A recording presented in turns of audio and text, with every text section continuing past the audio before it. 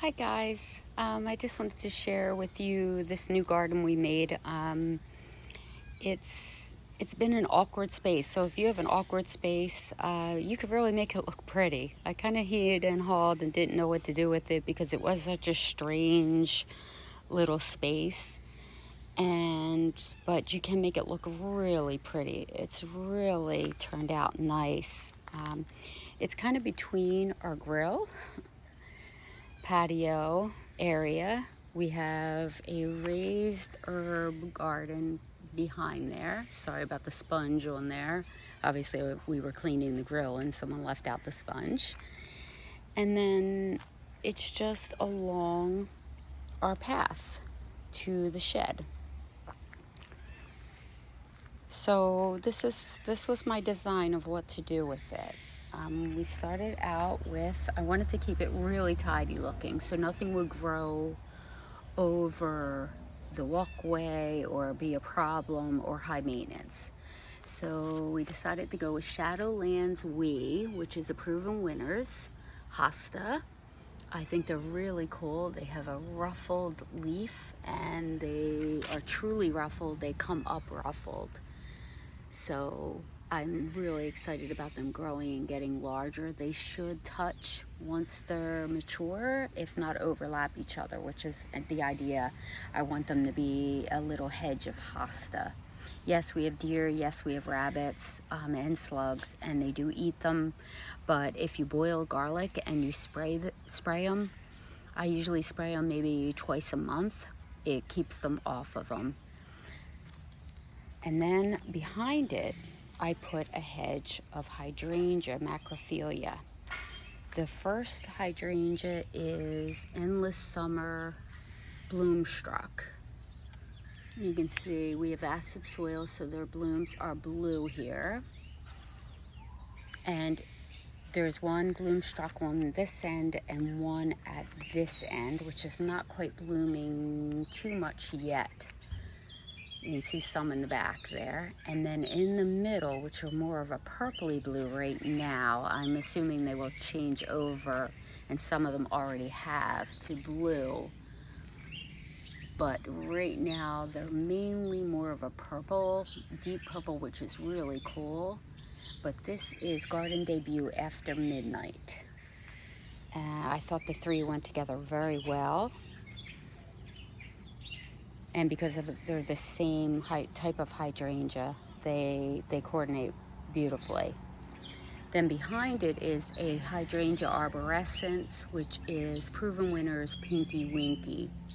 Those flowers can get as big as 16-inch panicle length and will eventually get pink tops to them. Right now they're white and they're still small. They've just started. The arborescens, I think, are the latest to go. And that will spread out and fill that whole space in. They can get, I believe, 5 feet wide at least and 6 feet tall.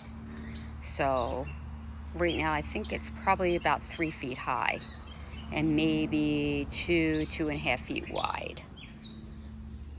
Then at the end I wanted something to cap it off, and I did a neon flash Spirea, which has these gorgeous neon flowers and tons of them. It gets just enough sun here, I think, to bloom quite well.